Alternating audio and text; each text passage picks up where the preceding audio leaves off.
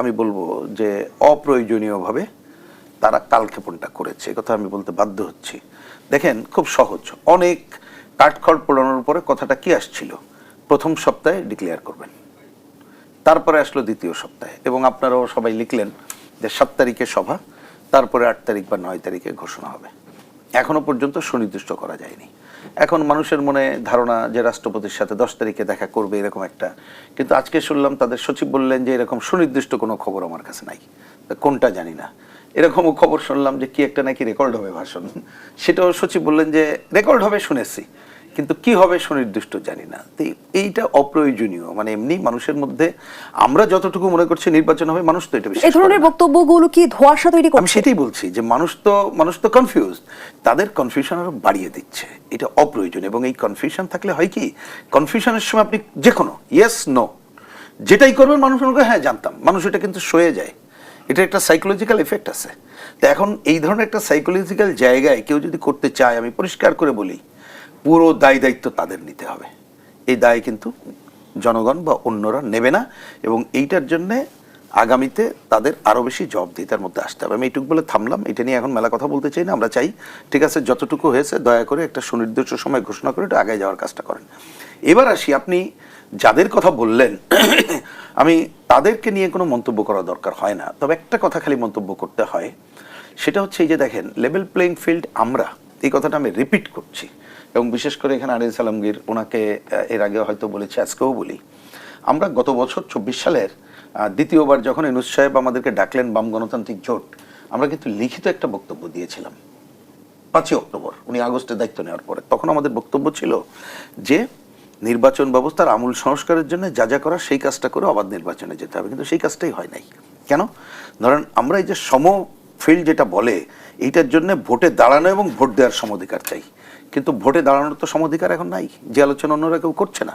কেন? ভোটে দাঁড়াইতে গেলে আপনি টাকা ছাড়া পারবেন না, আগে যা ছিল এখন জমানতের পরিমাণ এবং অন্যান্য খরচ বাড়িয়ে দেওয়া হয়েছে। আমরা বলেছিলাম এই দায়িত্ব যদি সরকার নিয়ে নিত, তাহলে কিন্তু আপনি অন্ততপক্ষে সবাই টাকা না থাকলেও একটা ভালো মানুষ দাঁড়াইতে পারতো, ব্যাখ্যার দরকার নেই।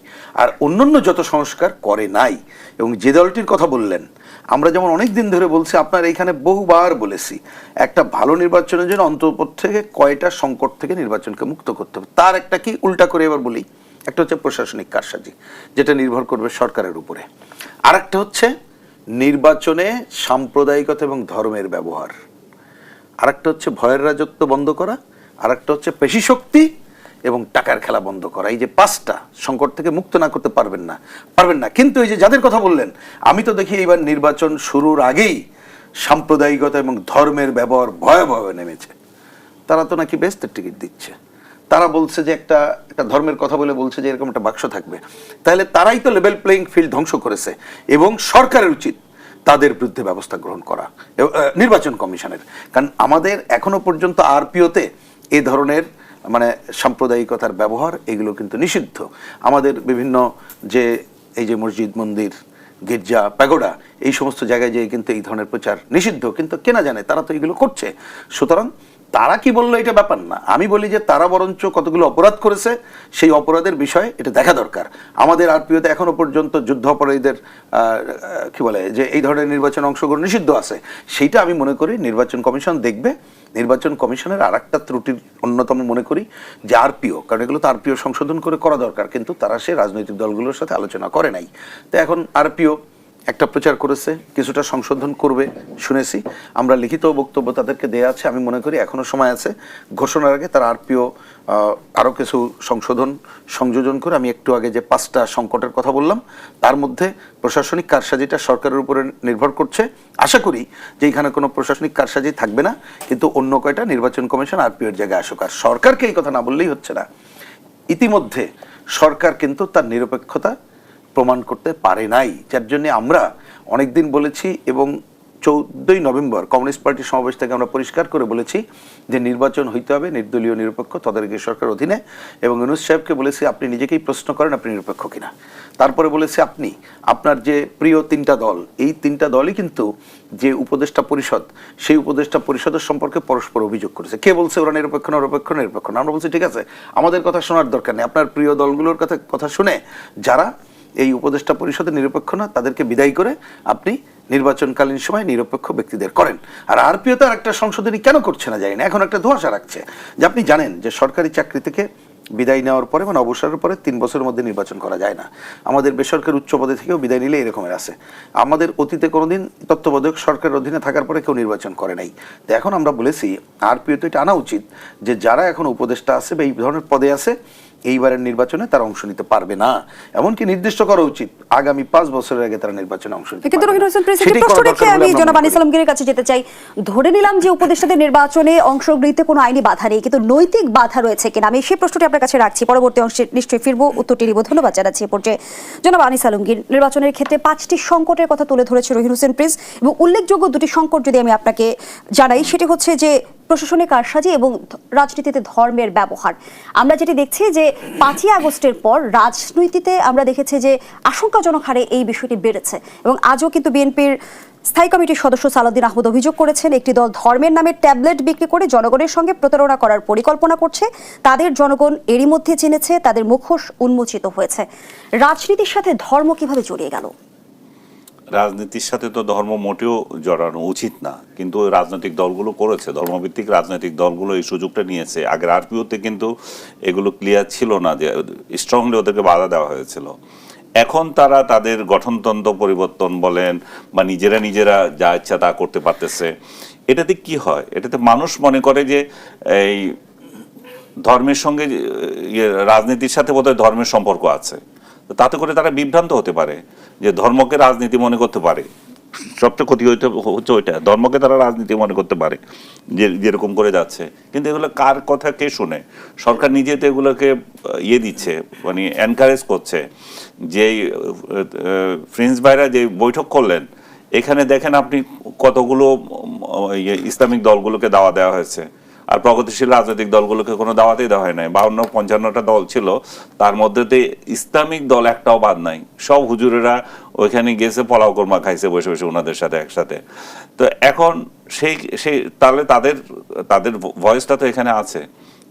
তারা এমন সব পরিস্থিতি, এমন সব সুযোগটা পেয়েছে 5 আগস্টের পর থেকে। তারা মনে করছে যে এই দেশটা ধর্মভিত্তিক একটা রাজনৈতিক দেশ হয়ে গেছে, এটা ধর্মভিত্তিক দেশ হয়ে গেছে, এবং সেই কারণে তারা ধর্মকে অপব্যবহার করছে, ধর্মের টিকিট বিক্রি করতেছে। এই একজনে বললো যে যখন ভোট দিতে যাবে তখন সাইদির চেহারা মনে আসবে, তখন এইখানে ভোট দিতে হবে। আজকেও আপনি যাদের উদাহরণ দিচ্ছেন, বিএনপি সেটাকে স্ট্রংলি বিরোধিতা করছে, আবার জামাত সেটার প্রেক্ষিতে বলছে যে কি সুন্দরভাবে যে বলছে যে আমরা ধর্ম ব্যবসা করবো কি, আমরা তো ধর্ম নিয়ে কাজ করি। ওটা তো আর ভালো করে বলছে, আমরা তো ধর্ম নিয়ে কাজ করি এবং ধর্মকে ব্যবহার করি না, আমরা নিজেরা ধর্ম বুকে ধারণ করি। মানে এটা কি শব্দগুলো আমার বলাটা ঠিক না, মানে ভাওতাবাজির মানে কত ধরনের হতে পারে আর কি। আপনাকে যে অভিযোগ করতেছি সেটাকে আপনি মডিফাই করে আবার আমার সাথে ভাওতাবাজি করছেন। ধর্ম কি ওনারা বুঝেন না? ধর্ম হচ্ছে যে ওই জিনিসটাই। ধর্ম নিয়ে যদি আমি রাজনীতি করি তাহলে এখানে তো প্রথম আমি ভোট দিতে পারি আল্লাহ আছে কি নাই। হ্যাঁ, তো এই বিষয়ে কি ভোট হবে? এটা দিকে ভোট দেওয়া যাবে না। তাহলে যখন যে কোনো সাবজেক্টে আপনি ভোট দিতে পারেন না, যেই সাবজেক্টে আপনি ভোট দিতে পারেন না, তো সেই সাবজেক্টে তো ভোট হবে না, ভোটে তো সেই সাবজেক্টে আসবে না। আল্লাহ আছে কি নাই যখন আমি ভোট দিতে পারছি না, তখন তাহলে ধর্ম কেন রাজনীতিতে আসবে? এটা ক্লিয়ার কথা। এবং এর ধর্ম ব্যবসা এবং স্বাধীনতাকে করা, মানে হেয় করা। পুরো ইউটিউব মোল্লাগুলোকে দেখেন আপনি, পুরো ইউটিউব মোল্লা যতগুলো আছে, ইব্রাহিম ও মুক্তমুখ ভাই, এগুলোর নাম আমার সব মনেও নাই। মানে যত ভাইরাল হুজুর আছে এবং সব ফাউল কথা বলার কথাবার্তা, মিথ্যা কথা বলার কথা। কালকে আমি একটা দেখলাম যে বলতেছে যে 71 প্রজন্মই খারাপ, বাংলাদেশের সবচেয়ে খারাপ প্রজন্ম। এগুলো যদি অন্য কোনো সময় হতো, এগুলোকে তো 2 গালে 4 চট দিয়ে সরকার বা প্রশাসন এদেরকে শিক্ষা দিয়ে দিত।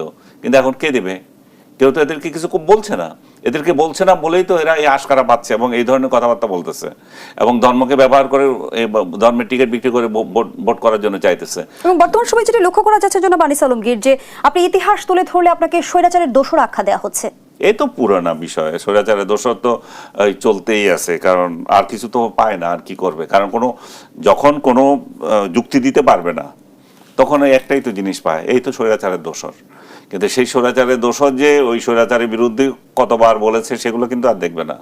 এবং যে কেউ আপনি আজকে ওই জুলাই মাসে কি করেছেন বা এর আগে কি করেছেন সেগুলো কোনো বিষয় না। এখন আপনি একটা ওদের বিরুদ্ধে কিছু একটা দেন, আপনি স্বৈরাচারের দোষর হয়ে যাবেন। 15 মাসে আপনার চরিত্র বদল হয়ে যাবে।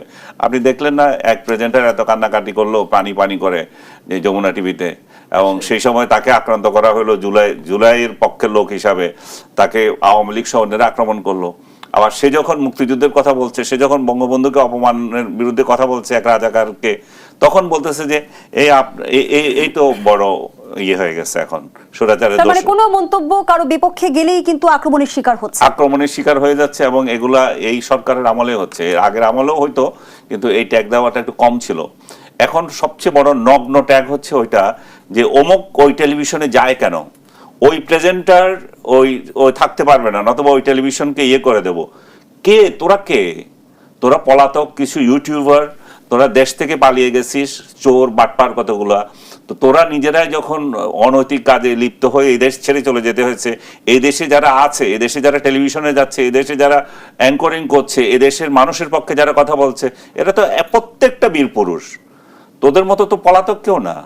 তো এই পলাতক ইউটিউবার গুলো যখন একটা টেলিভিশনকে হুমকি দেয়, এবং ওই টেলিভিশন গুলো আবার সেটা মাইনে নেয় যে না ভয় আছে, তাহলে ওকে কেমনে ডাকি, ওকে কেমনে দিই। আমি যমুনা টিভিকে থ্যাঙ্কস দেবো যে তারা তাদের প্রেজেন্টারকে কালকে ওই যে প্রেজেন্টারকে নিয়ে তারা কথা বলেছে, সেই প্রেজেন্টারকে প্রেজেন্ট করতে দিয়েছে।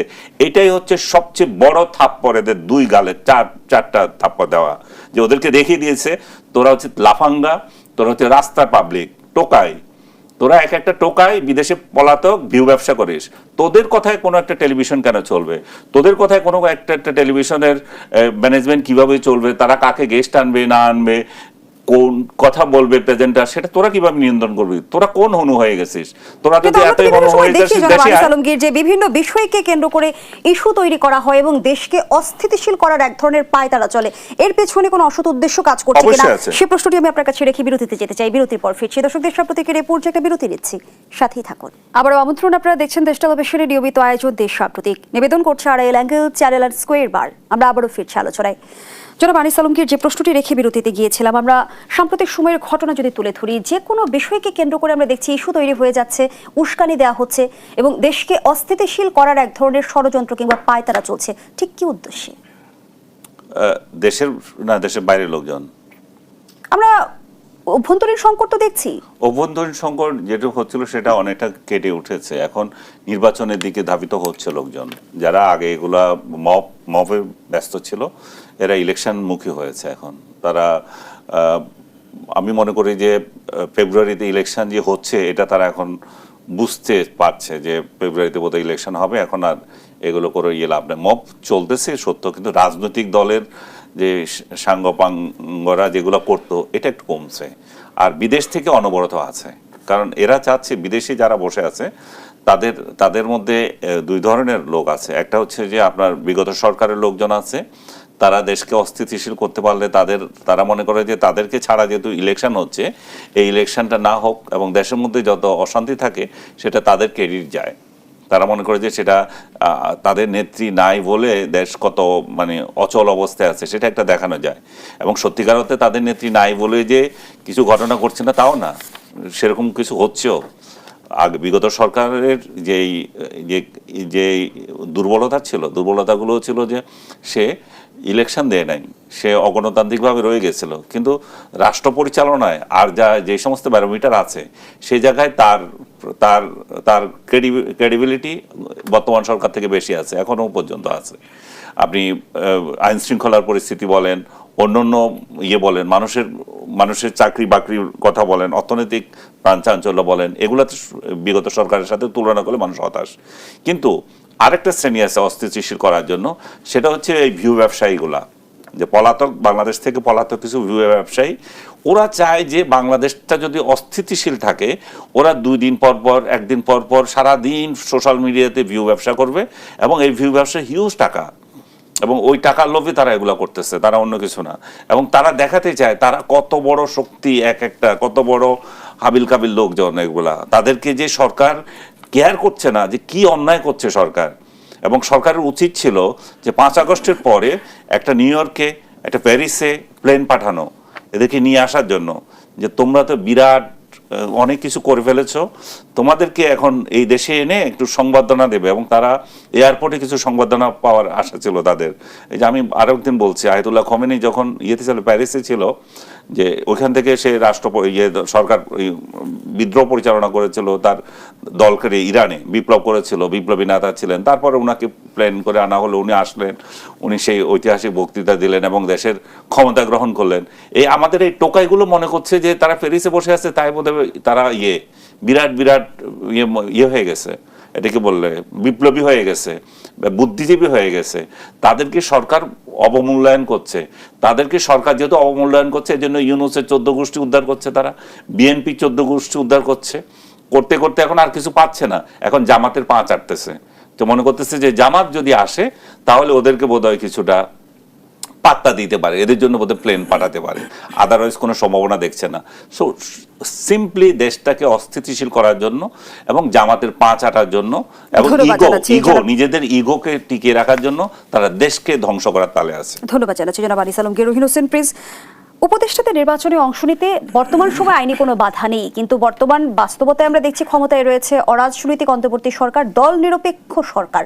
সেই সরকারের উপদেষ্টারা যদি নির্বাচনে অংশ নেয়, নৈতিকভাবে এক ধরনের বাধা দেখেন কিনা? অবশ্যই, মানে 100% নৈতিক বাধা, শুধু দেখার ব্যাপার না, কোনো নৈতিক অধিকার তো নাই, কিন্তু আমরা নীতি নৈতিকতা তো যার যার মতো মূল্যায়ন করি, যার জন্য যে আরপিও করতে হয়, যার জন্য কতগুলো সিদ্ধান্ত নিতে হয়।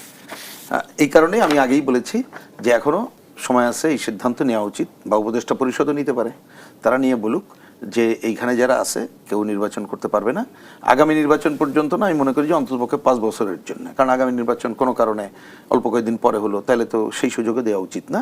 কারণ তাহলে এটা আমরা যে কথাটা আপনি সূচনা করেছেন যে লেভেল প্লেইং ফিল্ড বলতে যেটা বোঝায় সেটা হয় না, এই কারণে এটা অনৈতিক।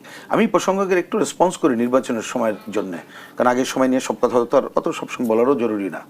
দেখেন, আমরা অনেকদিন ধরে বলে আসছিলাম সরকার অন্তত পক্ষে আইন শৃঙ্খলা পরিস্থিতিতে একটা ফ্যাক্টর নির্বাচনের জন্য, যে ভয়ের কথা বললাম, পেশি শক্তির কথা বললাম, আগের যে সংকটগুলো, তা সেইটার জন্য তারা অন্তত পক্ষে এখনই বলুক যে ঠিক আছে বিগত দিনে যেটা গেছে পরে দেখব, কিন্তু এখন থেকে আইন শৃঙ্খলা পরিস্থিতির বিষয়ে আমরা জিরো টলারেন্স দেখিয়ে কাজ করব এবং এখানে মব সন্ত্রাস সহ সব কিছু দমন করব, আর এই ধরনের যত উদ্ভট কথা সেগুলোকে দমন করব।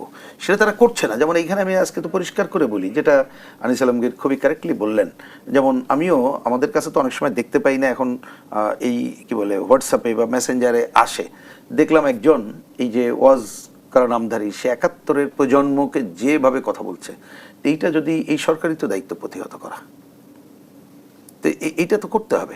আজকে হ্যাঁ, আপনি বাক স্বাধীনতা আছে বলেই কি আপনি মুক্তিযুদ্ধের বিরুদ্ধে, বঙ্গবন্ধুর বিরুদ্ধে সবকিছু করবেন?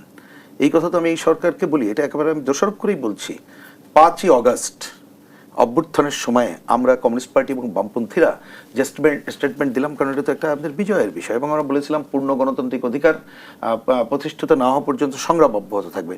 কিন্তু ওই দিন সন্ধ্যায় যে আমাদেরকে কিন্তু বলতে হলো, বলেছি আমরা, এটা কিন্তু এখন বলছি নট দ্যাট, দেখতে পারেন ওই দিনই বলেছি মুক্তিযুদ্ধ ইতিহাস ঐতিহ্যের উপরে যে কোনো আক্রমণ রুখে দাও। তো আমরা তো 5ই আগস্ট সন্ধ্যায় বলেছি, তা আজকে সেই সরকার করেছেটা কি? 24 গণঅভ্যুত্থানের পর একটি পক্ষ কেন বারবার মুক্তিযুদ্ধ এবং 71-কেই আক্রমণ করছে? সহজ জিনিস, আমার মনে হয় এই কথা শতবার বলেছি, আবারও বলি, কারণ এই যে গণঅভ্যুত্থানে নানা ধরনের শক্তি ছিল পরিষ্কার, তার মধ্যে এইটা আমরা এর আগেও দেখেছি, বিশেষ করে কতগুলো জনতুষ্টিবাদী যে আন্দোলন, এই যে কোটা সংস্কার আন্দোলনে, এই আন্দোলনের মধ্যে দক্ষিণপন্থী প্রতিক্রিয়াশীল শক্তি ছিল, অতীতে ছিল, এইবারে তারা মানে ব্যাপক পরিমাণে ছিল, এবং এই যে গুপ্তভাবে ছিল, ওই নামে ছিল, দেখছেন না? এই যে এখনই তো এটা আমরা আপনাদেরই উদ্ধার করা জায়গায় দেখছি, একসময় যারা মানে ছাত্রলীগের হয়ে শিবির নিষিদ্ধের কথা বলেছে, এখন দেখা যাচ্ছে তারাই শিবির, তারা ছাত্রলীগ নিষিদ্ধ করার কথা বলছে। তার মানে এই যে গুপ্তবাহিনী যারা ছিল, এবং পরবর্তীতে একেবারে এই সরকারের এক ধরনের তাদের বিরুদ্ধে ভূমিকা নেওয়ার কারণে যে প্রশ্রয় পেয়েছে, তাতে করে তারা ফুলে ফেঁপে উঠেছে, এবং তারা প্রথম দিন থেকেই এই অংশ মহান মুক্তিযুদ্ধ 1971-কে তারা 47 দিয়ে রিপ্লেস করতে চাচ্ছে। ওই যে মুক্তিযুদ্ধের বিজয়ের পরে কিন্তু পাকিস্তানি 24 বাহিনী দিয়ে replace করতেছে। না 24 না 47 রিপ্লেস 47 ওইটা নিয়ে আসছে আর 24 তো কাউন্টার কিন্তু পোস্ট করছে 71 আপোষ করতে থাকলে এই পক্ষ আরো বেপরোয়া হয়ে উঠবে কিনা না, সাবেরীরা সে প্রশ্নটি রেখে যাচ্ছে জনাব রহির হোসেন প্রিন্স। আবারও বিরতির সময় হয়েছে দর্শক দেশ সাম্প্রতিকের এই পর্যায়ে আবারও বিরতি নিচ্ছি, সাথেই থাকুন। আবারও আমন্ত্রণ, দেখছেন দেশ সাম্প্রতিক। আমরা আবারও ফিরছি আলোচনায়। জনাব রহির হোসেন প্রিন্স, আপনি নিশ্চয় অবগত আছেন দীর্ঘ সময় পর প্রথম আলো রাজনৈতিক একটি জরিপ প্রকাশ করেছে যেখানে উঠে এসেছে ডক্টর ইউনূসের নেতৃত্বাধীন অন্তর্বর্তী সরকার যেভাবে দেশ চালাচ্ছে তাতে অর্ধেকের বেশি মানুষের মধ্যে সন্তুষ্টি রয়েছে। 49.3% মানুষ বলেছেন তারা কিছুটা সন্তুষ্ট এবং 5.2% মত তারা অত্যন্ত সন্তুষ্ট, অর্থাৎ সন্তুষ্টির হার 54% অধিক। জরিপটি নিয়ে আপনার মূল্যায়ন জানতে চাই। দেখুন, আমি জানি সময় কম, এখানে বিশিষ্ট সাংবাদিক আনিস আলমগীর আছেন, তিনি সাংবাদিক, তার এ বিষয়ে আরও বেশি অবজারভেশন আছে, আমি বরঞ্চ শুনতে ইন্টারেস্টেড, এই জন্য আমি ছোট্ট দুইটা কথা বলি। দেখেন, আমরা একজন রাজনীতির মানুষ হিসাবে রাস্তাঘাটে চলি, মানুষের সাথে যে কথা বলি, আমি তার সাথে এর কোনো বাস্তবতা খুঁজে পাচ্ছি না। এটা হচ্ছে আমার পরিষ্কার বক্তব্য। আমি জরিপের অন্য টেকনিক্যাল দিক নিশ্চয়ই সেটা আলোচনা করা যেতে পারে। দ্বিতীয় বক্তব্য হচ্ছে, এখানে আমি দেখলাম যেভাবে সন্তুষ্টির কথা যেভাবে বলা হয়েছে, এইটা আমার হিসাবে মেলে না। আপনি দেখেন, ভেরি ইন্টারেস্টিং, সংস্কার বলা হয়েছে, এইটা কত মানুষ জানে, আর এই মানুষ সংস্কার নিয়ে কি হয়েছে আর কি জানেন তা আমি জানি না। কে কোন প্রশ্ন করেছে, কোন দৃষ্টিভঙ্গিতে করেছে, যে মানুষের সাথে করা হয়েছে কোন দৃষ্টিভঙ্গিতে করা হয়েছে। আপনি দেখবেন এখানে ডেঞ্জারাস বিষয় আছে, যে এই সময় আপনি প্রথম দিন আপনার খেয়াল আছে যে এখানে মুক্তিযোদ্ধা আমাদের এই যে কি বলে এমপি ছিলেন জাসদের, ওনার কবরে ওইখানে জালি ইকল হয়েছিল বাদল ভাইয়ের, কেনা জানে ওনাকে, কেনা জানে বিশিষ্ট মুক্তিযোদ্ধা মাইনুদ্দিন খান বাদল। সরকার কোনো ব্যবস্থা নেয়নি, পরে কবর থেকে লাশ উঠিয়ে পর্যন্ত জ্বালিয়ে দেওয়া হয়েছে। তা কি না এই ধরনের মাজার কি পরিমাণ ভাঙা হয়েছে তো আমরা জানি। তো সেই কারণে কি সন্তুষ্টির কথা বলা হচ্ছে। কিন্তু নিশ্চয়ই আগে আপনি অবগত আছেন মার্কিন ফেডারেল সরকার অর্থায়নে পরিচালিত IRI পরিচালিত এক জরিপেও কিন্তু উঠে এসেছিল যে অন্তর্বর্তী সরকারের প্রতি বাংলাদেশের মানুষ ব্যাপক আস্থা প্রকাশ করেছেন। 69% মানুষ বলেছেন যে ডক্টর ইউনূস ভালো কাজ করছেন, 70% জানিয়েছে তারা অন্তর্বর্তী সরকারের কর্মকাণ্ডে সন্তুষ্ট।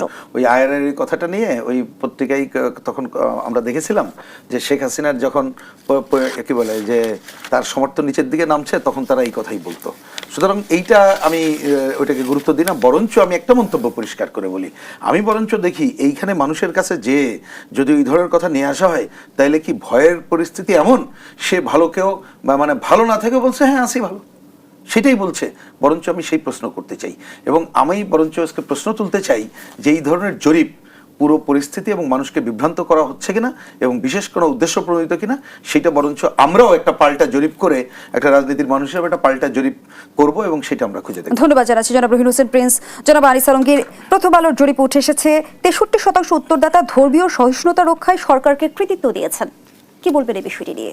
এটা দিয়ে তো বোঝা যায় যে জরিপটা, প্রথম আলো যে জরিপটা করেছে আজকে প্রকাশিত, কতটা বায়াস এবং কতটা উদ্দেশ্য প্রণোদিত। এটা জাস্ট একটা হাতিয়ার হিসাবে এটা রেখেছে। সে হাতিয়ারটা কি? সেটা হচ্ছে কোনো কারণে ফেব্রুয়ারি নির্বাচন যদি পিছিয়ে যায়, ডক্টর ইউনূসের যে জনপ্রিয়তা রয়ে গেছে এটা মানুষকে ধোঁকা দিয়ে বোঝানো।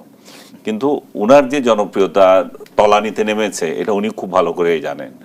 এবং এই যে মাজার ভাঙার কথাটা উনি বলেছেন, লাশ পুড়িয়ে কথা বলেছেন, তাতে এত কিছুর পরেও সেই ধর্মীয় সহিষ্ণুতার কথা বলতেছেন আপনি, তাহলে সেটা সংখ্যালঘুদেরকে ভীতি প্রদর্শন আছে, এখনো চাঁদাবাজি করছে সংখ্যালঘুদের কাছ থেকে। তো সবকিছু মিলিয়ে ধর্মীয় শান্তি তো দিচ্ছে না, ধর্মের একটা ফ্যাসাদ একটার পর একটা বেড়ে গেছে। ওদের সামনে ওরস শরীফ করছে। তো এরা যদি বলে যে ধর্মীয় সহিষ্ণুতা করছে, এবং আর পাকিস্তান থেকে আমদানি করা মোল্লা কতগুলো আসছে এখানে, ওই মোল্লাগুলো আবার ওই যে কাদিয়ানীদের